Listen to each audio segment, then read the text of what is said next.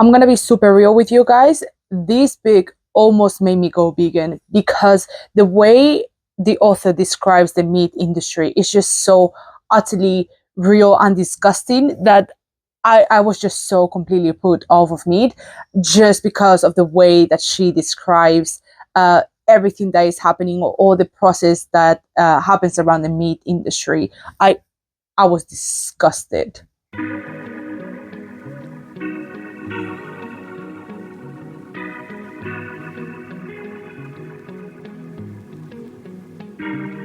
Hello everyone, this is Darkest Tower Reads, and today I want to review Tender is the Flesh by Agustina Bazterrica. This book is insane in many reasons, well, for many reasons, and yeah, I want to discuss them all, so let's start.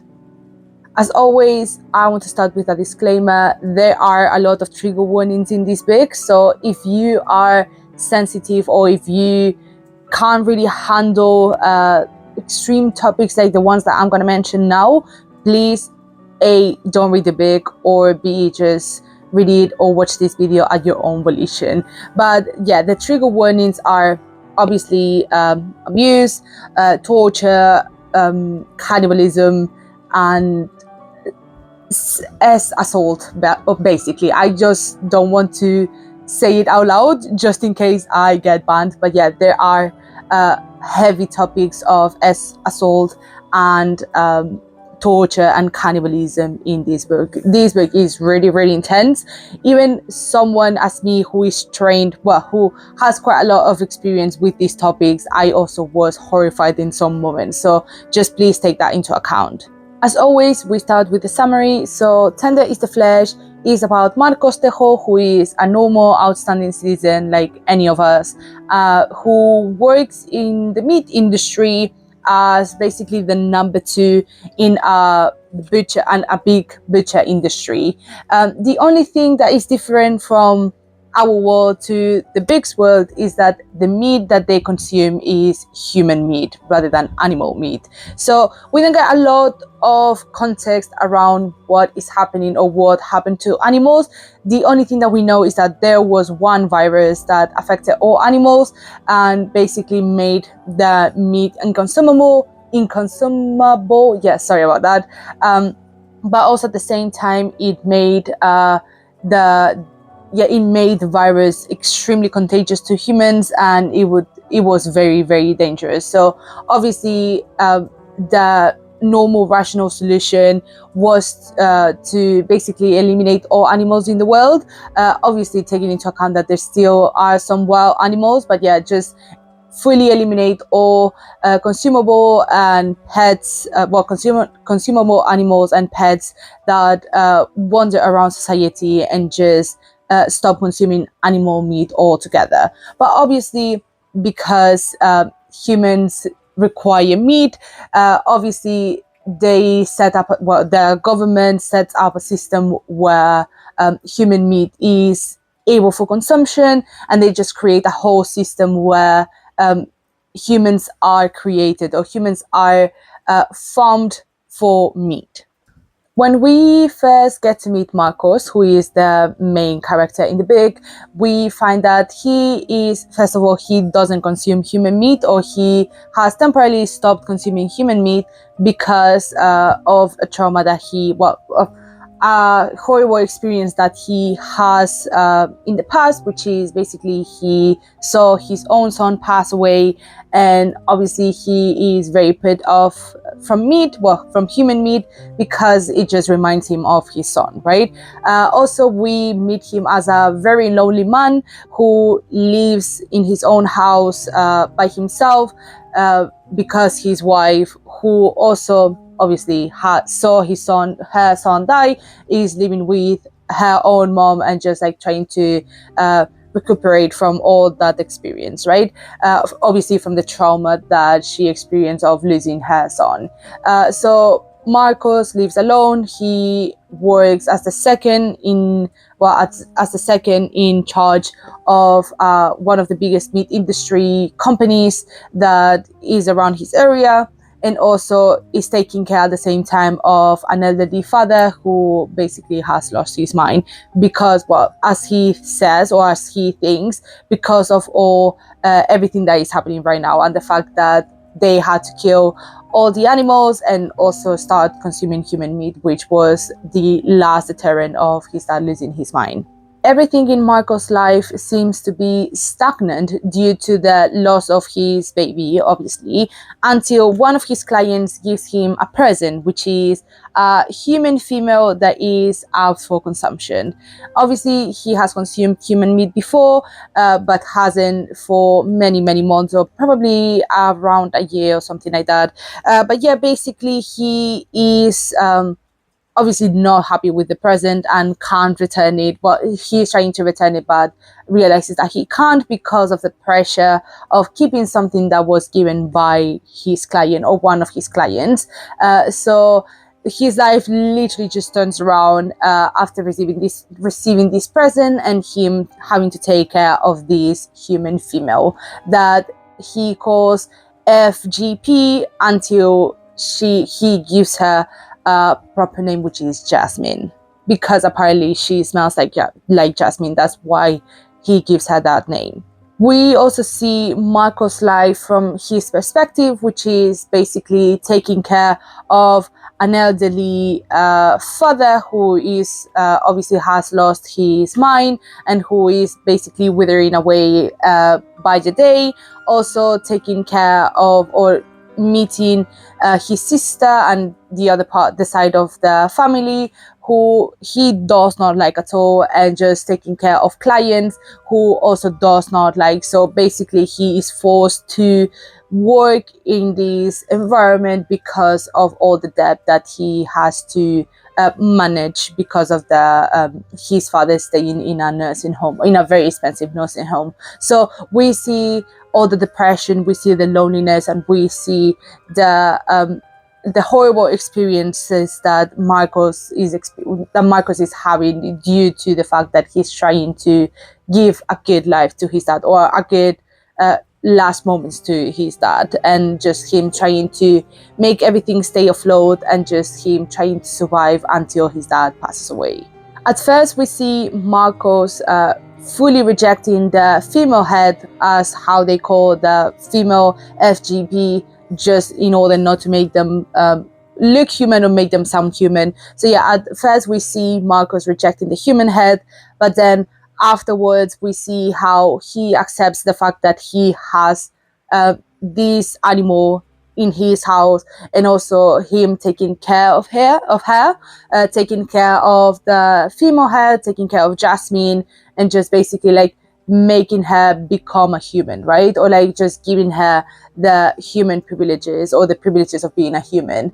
And then we see how he slowly but surely starts normalizing human behaviors towards her, because even though at the end of the day he's a human, he is not really a human. He is considered an animal. That is why she is created for consumption. That's why she is an FGP, right? And then we see how because of all his loneliness and because of the way that he's extremely isolated, we see how he relates to Jasmine, to the FGP, and how he creates this emotional sexual very weird relationship with Jasmine, who even though he is the main caretaker of her, at the end of the day it becomes like a one-sided relationship for Marcos, where he gets all the privileges, whereas Jasmine is nothing more than a subhuman, or just someone that has been kidnapped at the end of the day. And then many stuff happens. So we see problems on his work side of life. We also see family problems. We see how society overall has been adapted to consume human meat, which is something that at the start he is disgusted by, but at the end of the day he ends up consuming as well, because of how normalized human meat consumption is. I don't want to give away too much of the book, because there is a plot twist that is so fascinating, and I was shocked, I'm not gonna lie. But but yeah, just at the end of the day, we see how Marcos slowly but surely becomes one within society, and he becomes what he has always been disgusted by, which is a normal human being who consumes human meat, which I think is really interesting, because at first, when I first started reading the book, I was fascinated by the fact that Marco seemed to be different to everyone else, even though he was literally in the midst of the human meat industry. He was very different to what other people expected him to be. So he didn't consume human meat. He obviously always cared about the human heads more than just the consumption of them. He always took care of their well-being and just make sure that they were happy and they were like taken care of. Basically, we see that with Jasmine as well, with the female head that he receives. But then slowly we see how he just loses his mind as well, and just becomes the kind of person that he always criticized, or that he always critiqued. Now, starting with the discussion, the main point that I want to talk about here is the way that we see in this book how normalized it is to actually consume human meat, or how, more specifically, the way the system was set up, right?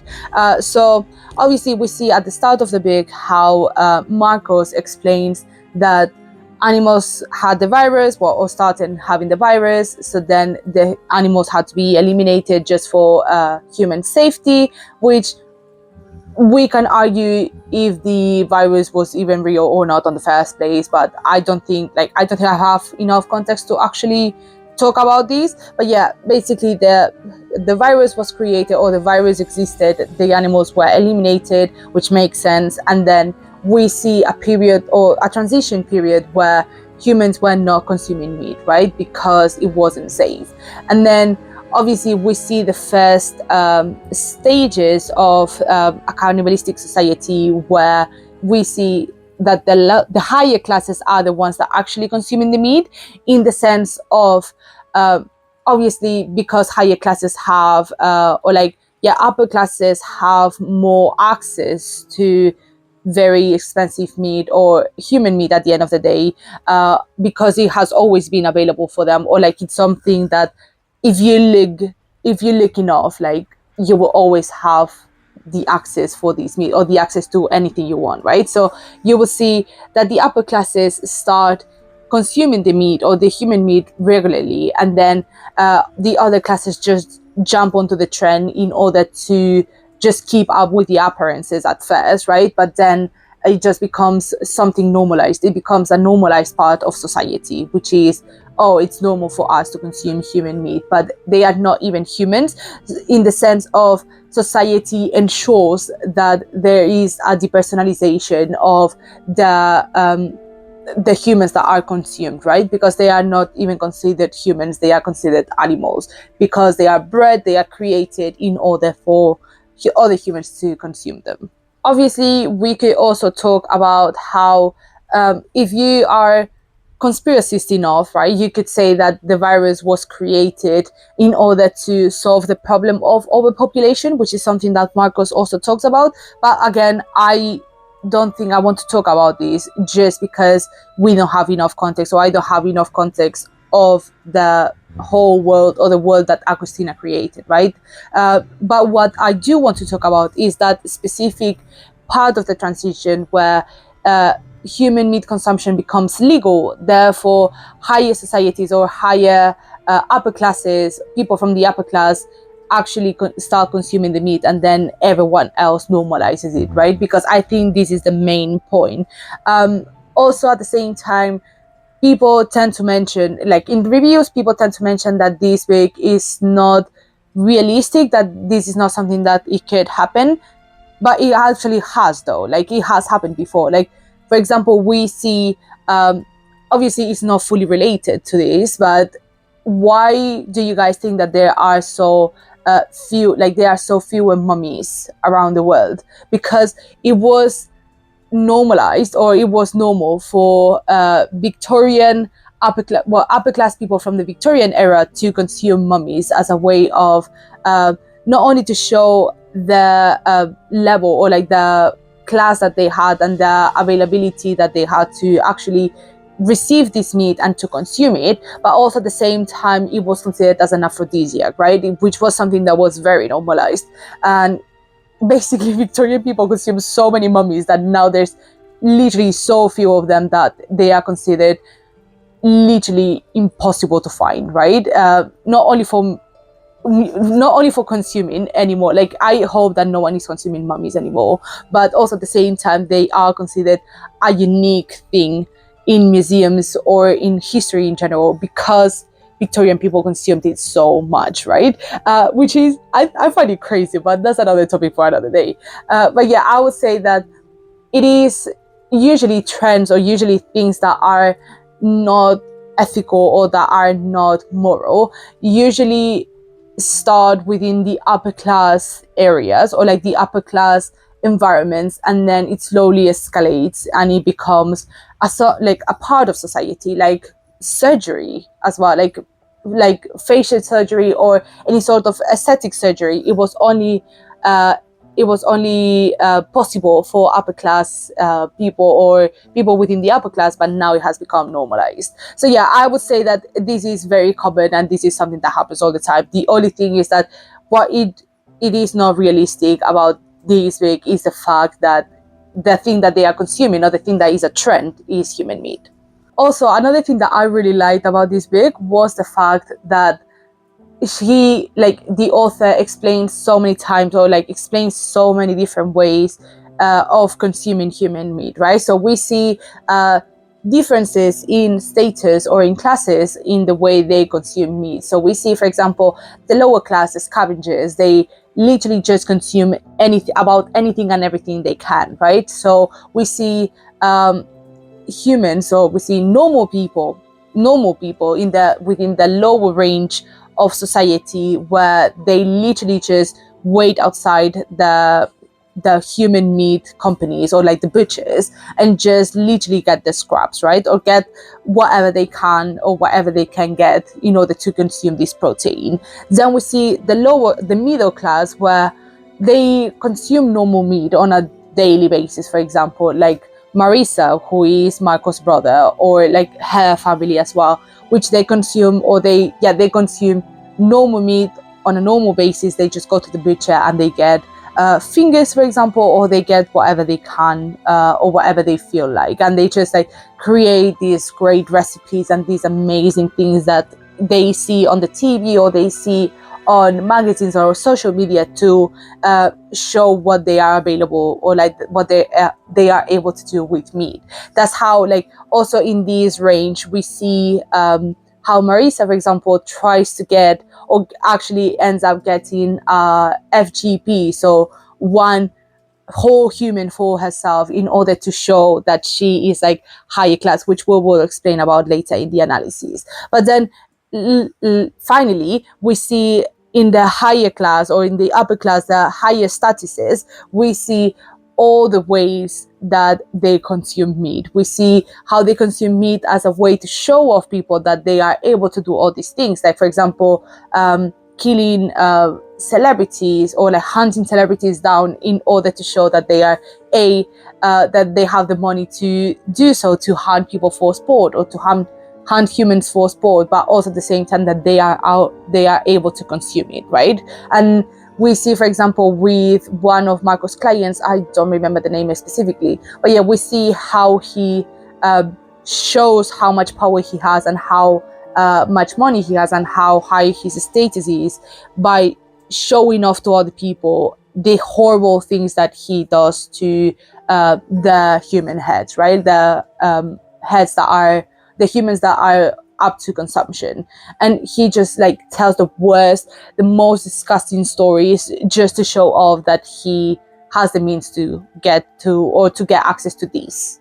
Now, focusing on the analysis, I think the most important part of this book in here, or this story in general, is the fact that no matter where you are within the range, right, no matter where you are in the social status, you will always try to show that you're consuming, right? Or you will always try to consume just for the sake of consuming, which I think is incredibly relevant in our society, because like obviously we can say that it is not realistic that people will consume human meat, even though I have shown some examples which are very, very limited. But we can talk about this in general, in all types of consumption: makeup, surgeries, clothes, anything that we have created to consume.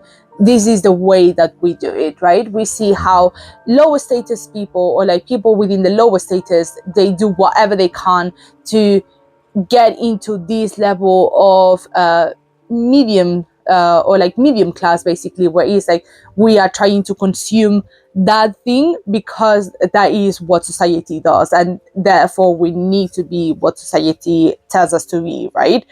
Which is like, you could see it in the scavengers, which is like they try to consume meat because they just know that they have to, right? And they just want to themselves know that that they can consume the meat, and that they are able to get that meat, right? Whereas, for example, for the medium class, I think it's really, really important, because I think it's really important that we mention that obviously not only they have the means to eat meat, which is they can go to the butcher and get some hamburgers, for example, or get some like whatever human part that we're talking about, right?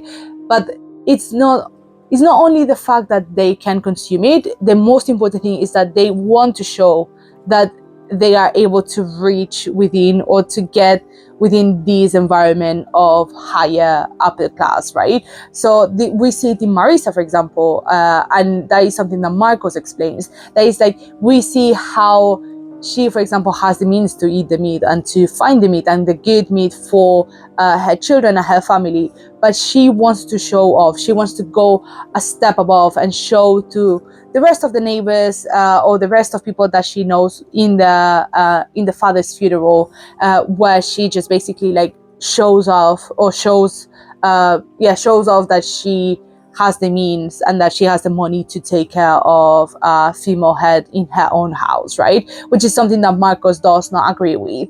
But she doesn't care about that. She just wants to show that she has the means to get into the upper class type of consumption. And then obviously when we talk about the upper class, I think this is literally an ego competition, right? It's like we see how everyone that we meet within the upper class is just showing off what is the next level of disgustingness and like of consumption of human people, or like of human heads, just to show off that they have the means to do it. It's literally a dick competition. It's just like, oh, which dick is bigger, or like how much money do I have, like how much more money do I have than you. And I think this is the most central part, right? Because like at the end of the day, even in our society, even in as of right now, we see this on a daily basis. We see how everyone tries to jump onto the next trend to show other people that they are able to consume that one thing, right? We see it, for example, in surgeries, like in aesthetic surgeries, or like surgeries for aesthetic purposes, like fillers, for example, or like the buccal fat remover surgery, whatever it's called. We see how everyone is doing it, right? So obviously the upper class starts because they have the pressure to keep young, and they have the means to actually get these surgeries in the best level surgeons, or the best level that they can get. Then we see the middle class, where people are trying to get into these levels, so they get like, they save $8 to get that BBL they wanted, or like that BBL that is accepted everywhere, and that is highly desired. And then we see the lower class that is trying just to basically catch up with other people, right? That's where we see, like in these two areas, this is where we see the surgery fuck ups at the end of the day, like people passing away because they are trying to cut costs in the surgeries that they want, and just going to unlicensed medical professionals, and then just getting complications and passing away, right? Like this is the same thing that we see in this book. It's just like we see how the need for consumption, the need to show other people that we are different, that we are in a higher level, or to to show that we are better than the others, is literally what makes this line of consumerism and this cycle of overconsumption just, the world just keeps going. Another thing that I also think is important to talk about is the way that there is a gender difference within consumption, right? We see how women, for example, we put so much effort into showing that we are consuming, right? Like, the most important thing for women is not the fact that we are consuming, is the fact that we have to know, or we have to make sure that other people know that we are consuming, right? That's how, for example, how important, like the fact that Marisa thinks is so important to show that she has a female head, right? That she is able to get this FGP, to get this human animal, and just like that she's able to consume it, and that she's able to show to other people that she has the means, right? That's why she gets the human head. That's why she cooks it. That's why she just does everything and all this paraphernalia in the father's funeral, because she has the need to show that she is able to do so, right? Like, she has the means to do it. That's the whole point for her. I would say that is the main point of consumption in women. Obviously, not everyone is like that. I don't want to generalize, but that is what I think is usually happens, right? Which is the fact that we need to show other people that we are consuming. That's why we see like Shein hauls that are like, every month you get a Shein haul, like a 2K worth of clothes from Shein. Or we see like overconsumption in BookTok, which is something that I also want to talk about, but not in this video. Or we see like how we need to show other people that we are consuming, right? That is the main example with Marisa. Whereas for men, I would say that obviously they are also over-consuming, but they consume as a way to show other people, like to show all the men that they are consuming for ego, for status. But also, the most important thing in here is that they are consuming, like in this example, right? I'm not talking about other examples, but like in this book, men consume to show other men that they are consuming, and that they are destroying what they are consuming, right? Like, this is what we see with Marco's client. I always forget the name.